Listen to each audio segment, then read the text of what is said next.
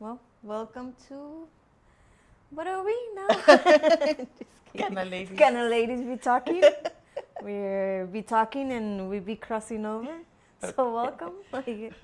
What's up? We're celebrating 420. So. Yeah, that's why we're still high on 420. Yeah. Okay. So welcome back light it to up. another episode of Cannaladies podcast.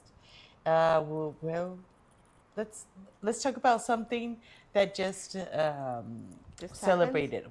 Yeah, that we just celebrated. That's 420. 420. What did you do on 420 besides smoking? Just celebrating and smoking? Kind of remembering when we started this thing, when we started consuming, medicating ourselves. Well, when I started medicating myself, I don't know. There's been a lot of 420s. So, which one do you remember most? Oh God, the 90s, the late Yeah, 90s, I guess. Yeah. Because when I started, well, kind of late teens, but didn't do much for me. And then when I went to school, like to college and everything, that's when I started all over. Enjoying more. Enjoying it more, yeah. Why is it that the first time that we take a hit on the joint, we don't feel that high? We even say, I don't feel nothing. I just don't feel nothing. I think it's your body, like, getting to know the THC and getting to know, like, your body processing it. So the first time maybe doesn't give it enough time to process. I have no idea. But yeah, the first time, like, that's it? That's what you make a big deal out of? And then later and then you start to enjoy it and you start to feel the benefits of it. And what else has it done for you? Well, it was weird because when I didn't like it that much, I'm like, it's not a big deal. Yeah. I used to drink, but then got bored of drinking, then didn't like alcohol anymore. And I started smoking again and like, I think one of the good things that's done for me is that in that time I quit smoking tobacco. So it helped. Remember when? Yeah, I knew you when you smoked tobacco. I went from tobacco to wacky tobacco. And then when you started, I remember that when you stopped smoking tobacco, I didn't see you that anxious like other people do. I saw you normal. Yeah. I saw you take it very well. Yeah. I don't know. And how many cigarettes of tobacco you used to smoke? Oh God, like half a pack, I guess. Daily? Kinda. Damn, that was a lot. Yeah. I don't know how many cigarettes it comes in a pack. 20. So 20? It was like 10 cigarettes, I guess. And if you drank or alcohol or coffee, it's like the consumption would grow. You would smoke a lot more. I don't know, it just kind of goes hand in hand. But when I was young, I tried smoking tobacco. I didn't like it. I really didn't like it. It didn't do much for me. I got very dizzy. I wanted to throw up. I don't know. I just didn't like it. It wasn't my high. So when I started smoking wacky tobacco, I started in my late teens too. And I didn't like it that much. I didn't enjoy it because I thought I thought it was going to be the same feeling of the tobacco. Oh, okay. But so I just didn't. You weren't interested. It wasn't my interest. And later on, years went through. I gave it another try, and I said, "What the fuck? This is my high. I like this high." So, and then I stopped drinking because I used to drink a lot too.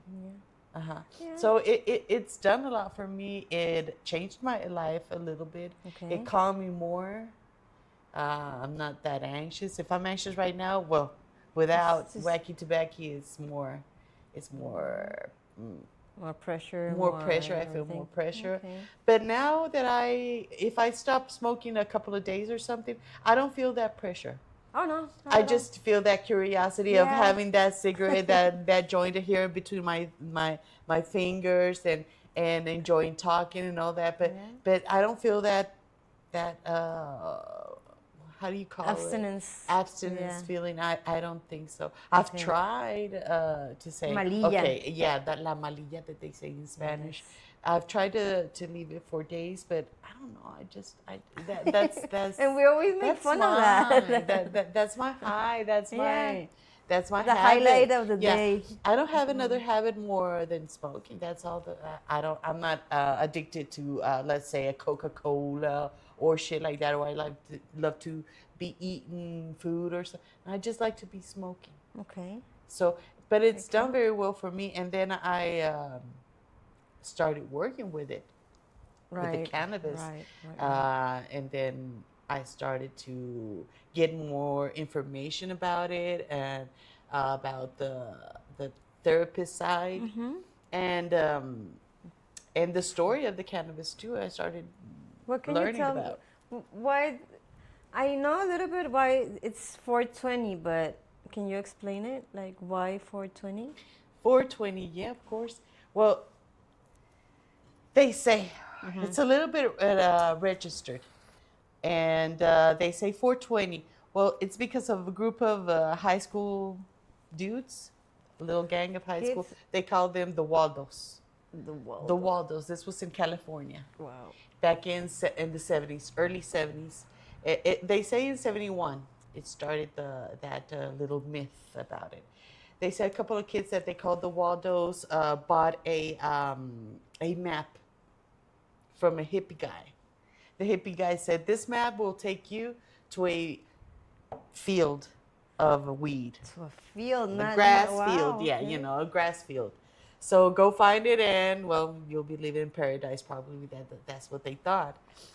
So they would get together for a couple of days at 420. Why at 420? Because that's when the school, everything, classes and whatever they were done with, they would get to a point and they say 420, at 420. Later on, they would say, let's meet at 420 there so we can go and look for that field of grass. But later on, as days went by, they would just call it 420, like a cow. Like a code. Smoke. Yeah, like a code, 420, 420, at 420. There's no confirmation if they found that field of grass. So it just stuck. It just got like a code between the students that they would say at 420, it's where it's time to smoke. And it was a code so the teachers, professor, and all that thing, and adults wouldn't understand what the 420 meant. I guess so. It's like their own 6-7. Yeah, something like that. Or we don't know what 6-7 is. Now the 411 and things all like that. It got to a point that it was like the slang for weed. Then one of the brothers of that Waldo's group was friend of some of the crew of the Grateful Dead. Oh, okay. And then the Grateful Dead, I think they heard about that 420 code, and in the posters where they would go and have concerts, they would say 420 friendly. Nice. That was the code that you can smoke weed there. It got to a point where in the early 90s, the magazine of High Times got to that story. I think they investigated or something, got enough information, so they posted that story on High Times magazine, and that's when they let's say they adopted that 420, so to celebrate Weed Day. Okay. The weed, and now it's gone to a point now that it's 420 for recreational, for getting to know the weed, getting informed about the therapist side, and all that good things, the activism. Let's say that's how it's got to be involved that 420 for that group of cannabis and the Waldos. That's the story of the Waldo kids. Cool. I don't know. I didn't know about that. I knew that it had to do something with the time, like they said 420 Yeah. is the time I don't for. know why that's the time 420, but I guess that they as time went by, I guess they said, well, let's make it April 20. Yeah, that's what I mean. I mean, it doesn't have to do anything with the month or the date. It just No, has to do with with the time. But I mean, why not? You know, Mm-hmm, celebrate it. mm-hmm. And then the Spaniards have Dia del Canuto, El Canuto. Santo That's a Canuto. saint. Yeah. That's a Saint Santo Canuto. Yeah. I don't know about that much No, about, yeah. but Maybe who's the religious one here? well, he's not that religious if you think Like, that. kidding, creyente. We always bully him for that, but Saint, it's, yeah. Saint Canuto. I don't know about that much about San Canuto. I just know that they mentioned him, but I didn't investigate that well about him. But it's it's been a cultural thing Yeah, in the United of States that was born in the United States at 420. We all around the world has adopted that 422, celebrating April 20 at 420. Everybody pops up the joint and spark it, and I don't know. Every time for me it's 420. So Yeah, well, I remember in college when they made us study all the different kinds of drugs and psychedelic plants and everything. And one of our teachers told us, I had very cool teachers, like very open-minded. okay. And some of them told, well, one of them, I remember, he was a neurologist. And he used to tell us, like, people don't smoke tobacco, don't drink alcohol. It's not worth it. Like, your brain cells are weak and still, like, I don't know. It's not good for you. Like, when everybody's, well, that would be boring if you didn't, If you do nothing. don't get high on anything. Uh-huh. You're like, oh no, don't get me wrong. I totally support marijuana. No, you guys should smoke and he started telling us this story about weed in Mexico when the indigenous people used to smoke like every weekend, like before the Spaniards came, and it's like a normal thing. You would work from Monday to Saturday or Monday to Friday, 9 to 5, and all that. And on the weekend, you got to smoke te fumabas tu gallito. Yeah, you smoked your joint. And then Monday, you went back to work. You smoked your joint, you ate, you slept, you rested well. And Monday, you were like all refreshed and everything. And then the Spaniards came and they said, like, nah, we need to get people to consume alcohol, you know? Alcohol is because that's what they would sell. So they started the myth that cannabis would make you crazy, that cannabis would make you aggressive, that cannabis would have all these sorts of negative symptoms on people. So,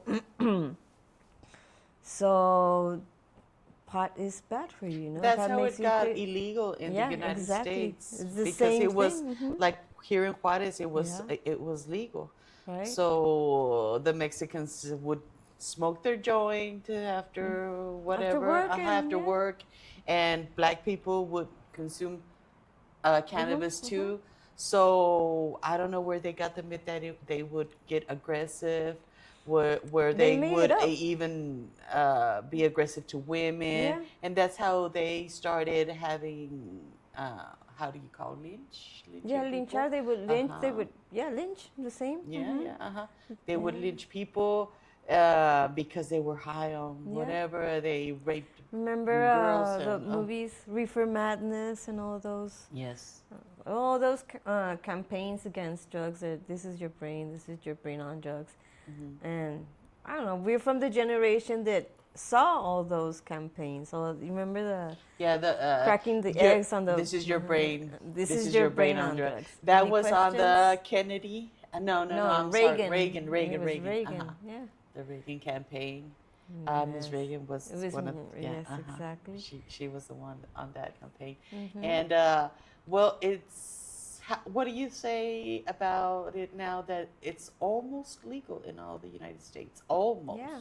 Well, they've discovered. I don't think that they do it because they think or they know it's good for people and just see that they see the business in it. You know, all of a sudden, it's like again, the white man wants to take business from the minorities and everything. So if a white person in the U.S. deals with it or has their dispensary, it's okay, it's cool, you know. But it's like taking the business and looking at the money side of it.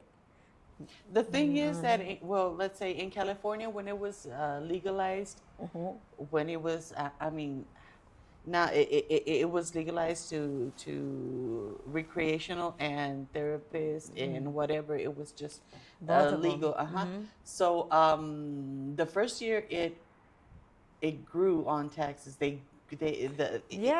was a very good income. They said this is too much. So what are we gonna do with these taxes? No, because they had a very good income on taxes selling on dispensaries.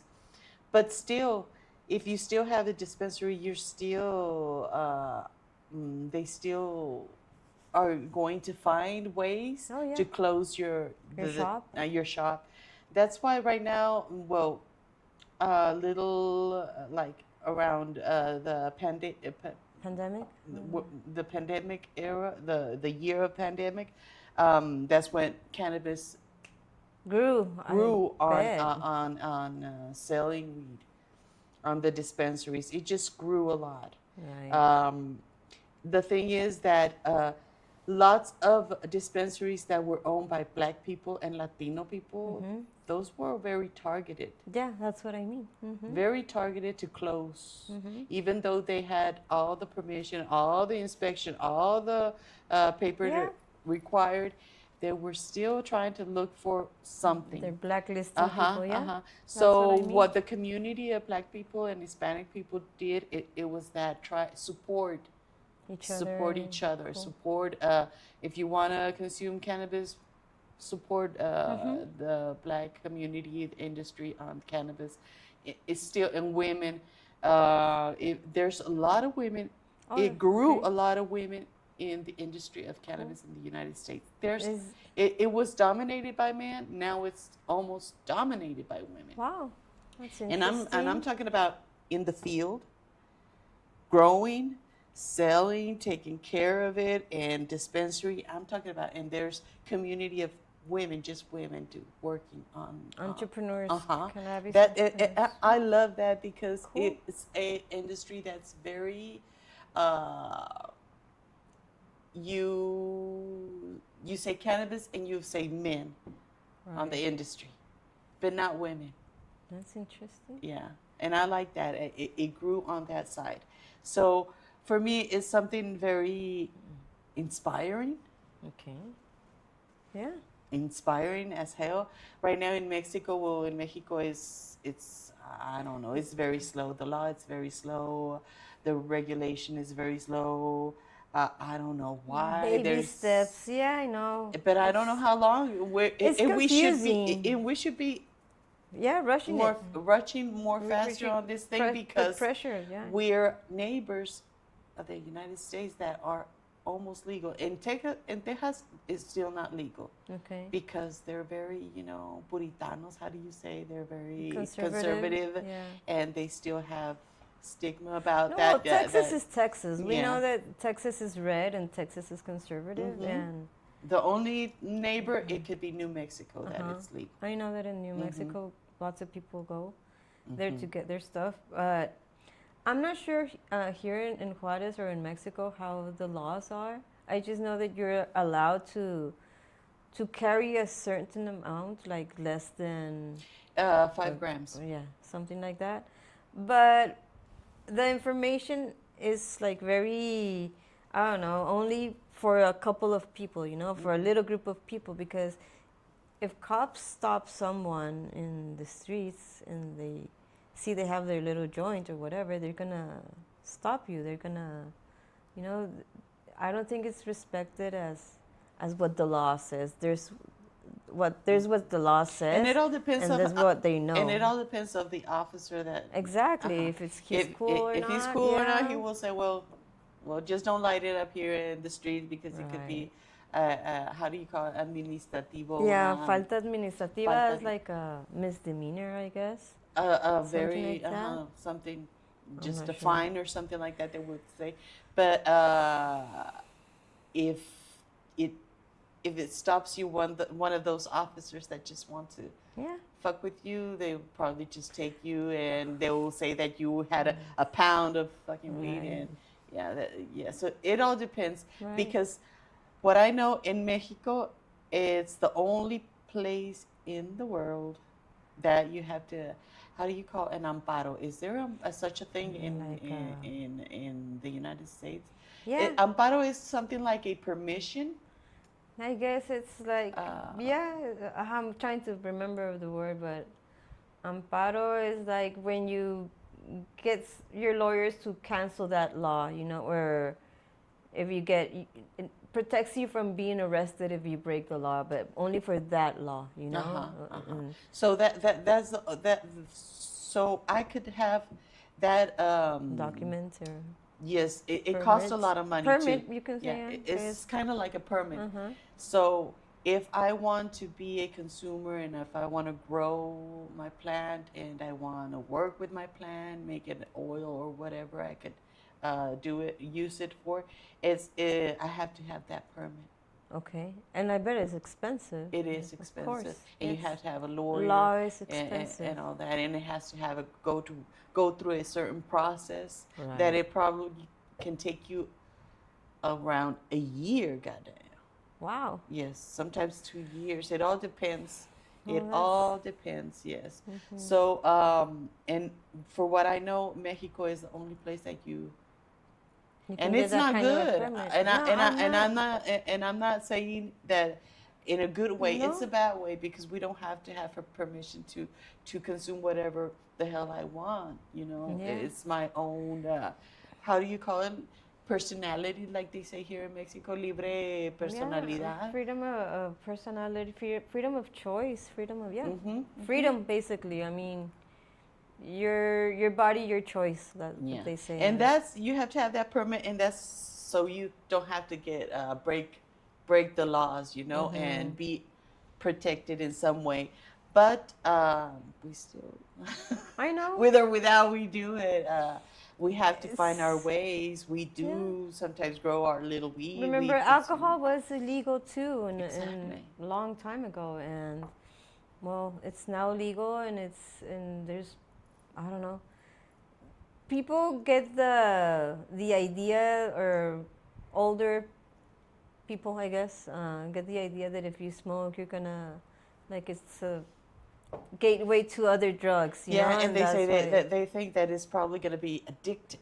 Yeah, and you're gonna go crazy if you don't get it, and there's still that old campaign, Reefer Madness campaign, is still alive, and I guess part of what we need to do sometimes is communicate, inform people that there's a lot of new reels and TikToks when you see successful people or whoever who's smoking. It's not always the cliche that it's going to be a hippie or I don't know. Now, do you think cannabis is for everybody?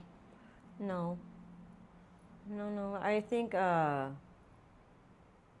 there's not one medicine or there's not one recreational drug. There's no for everyone. Everyone is, their organism is different, like we said, when we first smoked, we didn't really get the high of it, and then we did.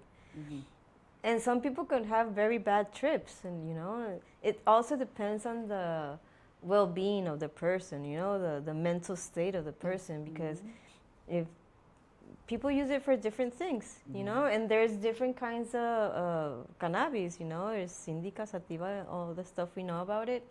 And hybrids. Yeah, hybrids and everything. And, there's a different effect for a different kind of weed, of flower. And everybody has their choice, and everybody has their own taste. Like, I don't know.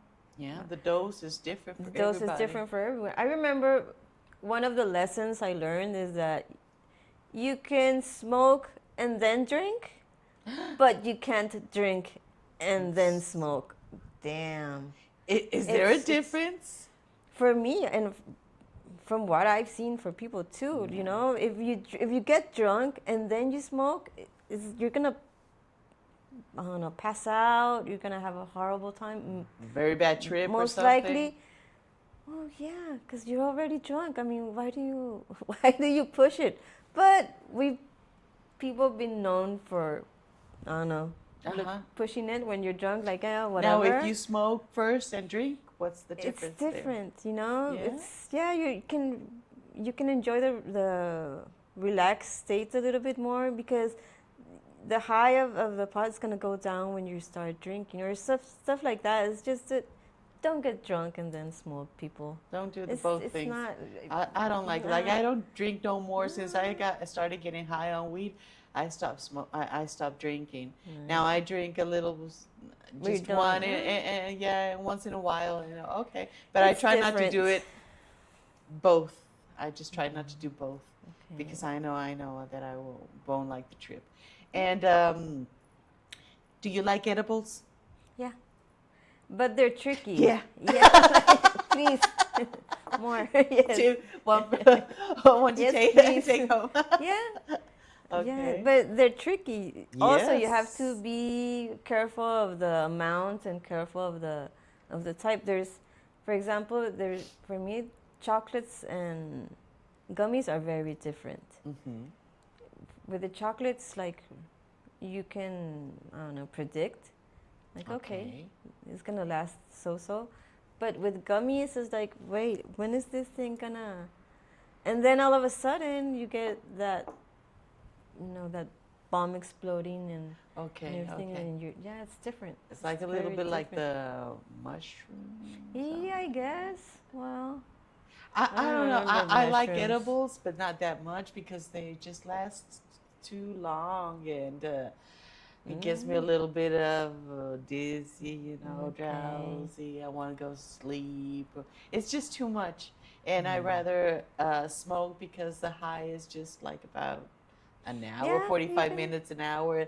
Then I light another one up. But that's the tricky thing. When you're out of town, you're not. Oh yeah. You can't travel with it. You know, you can't travel, so you can eat your chocolates or the drops. I remember calling you in the morning, like freaked out after some drops, and then I went. The drops were like very relaxed, very very light, and everything was okay. But then I went to breakfast, and after breakfast, it was like a whole different story. Really? Yeah, I was like, where am I? What am I doing? For When real? when am I coming down? Yeah, you almost glued to the walls. It was very different. Well, when I travel, I like to take my chocolates. My little chocolates. Chocolates are cool. Yeah. You can I drop a chocolate in my coffee, and then I laugh a lot. Then I have fun. I'm high all day with my red eyes and all those little things to enjoy. Yeah, and there's another difference there that before, I guess. Were you ever ashamed of having red eyes and always wore dark glasses? Because after a few years, I'm like, they're red, so. I don't remember ever to be ashamed. Because before it's like, she has red eyes. She must. Do I look high? Do I look high? Yeah. Like real paranoid. That's happened. But I only asked that with my friends. Do I look high? The light went out. Yeah. Well, it wasn't that high too much. And I like to travel with my chocolates. I like to eat my chocolates once in a while. But like I tell you, it's just too much for me. So I just stick with my joints. Okay. And some people that I know that don't like to smoke, but they like edibles. Mm-hmm. Yeah. So. Lots of people don't like the inhaling and exhaling part of it. So, they stick to edibles. And what does your family think about it? They don't talk about it that much. It's like they know, but like, it's her thing, whatever, you know? Mm-hmm. It was different. It was When I graduated, I traveled to Europe graduated from college, and I went to Amsterdam, and that's like the whole. Oh, she went to Amsterdam. She got She high. got high. I'm like, oh yeah, I did. And did you? Of course. Are you kidding? Yeah. And how was it? It was weird. The feeling of being free and legal to do it. You're not like paranoid or anything, and being in a place where you're drinking coffee or juice or whatever, because you can't drink in coffee shops. So drinking your juice and smoking your joint in a public place, and everybody's like doing the same. It's a different feeling, and I would lobby for that. I would advocate for that. We need spaces when you don't feel like they're not judging you, but just don't bother us. Yeah, that's all we need, because we don't bother nobody. Exactly. People that smoke weed really don't bother anybody. And that's the big difference. I mean, we're more introverted. When we're high, we just like a little community of people, a little circle of friends, and that's it. And enjoy music, eating, it's having not like fun people who get drunk, or people who use other kinds of, like people who use white powder. I can't stand people on that kind of high, you know. They're too hyper, they talk too much. It's not my kind of people. Sometimes they don't even make sense of what they're saying. They talk too fast, and that's the thing. They're going too fast, and we're going too slow, and we're like, no, not really. Yeah, that's different. So I would advocate too for spaces here in Juarez. We need them so we can push more into politics, so they can say, okay, what's going on? What are your needs, people? That's what. But there's lots of people that don't want to risk their spaces, don't want to just keep on smoking hidden, and I really don't advocate for that. No, we shouldn't, because then we get targeted as those marihuanos, as delinquents, or they're gonna get high and they're gonna mess up the street, or rob or rape someone, or whatever. So we should advocate for spaces, weed friendly, as pet friendly, please, and get information, get informed for those permits. They exist. We just have to have patience and get informed and educate people. So get that stigma off of their brains, off of their minds, because the cannabis industry is growing. The laws are opening. The laws are talking about it. And the United States, for example, they're legal in lots of states. So I hope Mexico has works on that topic, and I think it could come very good income, because did you know that Mexico, the soil in Mexico is very good and very rich for growing cannabis. So imagine how the fields. It's a very resilient plant, so it can grow in lots of places. So there's a lot of varieties, and I remember when they used to say, "Oh, the one in Mexico, it doesn't have good quality or anything," but like I say, well, just to let everybody know, that strain that said how was it, the sin semilla. Was born here. Seedless. The seedless was born here in Mexico. Wow, that's interesting. We'll talk about that in another topic, because I don't want to say no names that can cause controversy. So, people, we're gonna leave you with a message. Just, if you want to get high, be responsible. Don't bother nobody, so nobody would bother you. Know what you're consuming. Grow your own, they say, your Indo. And just have fun. And we're not saying that weed is for everybody. Nuh-uh. It's not for everybody. If you tried it and you say, no, that's not for me, well, good. I'm very glad. More for us. More for us. But I'm saying, I like when people recognize themselves and they say, no, this is not for me, and respect that. And don't feel peer pressure for, well, I have to do it because my friends do it. Nah, fuck them. You just enjoy, high or not high, enjoy life. So I hope you had a 420. Enjoy. Have fun. Stay Every cool. 420. Oh, I think it's 420 right now. I don't know where, but it's light it up.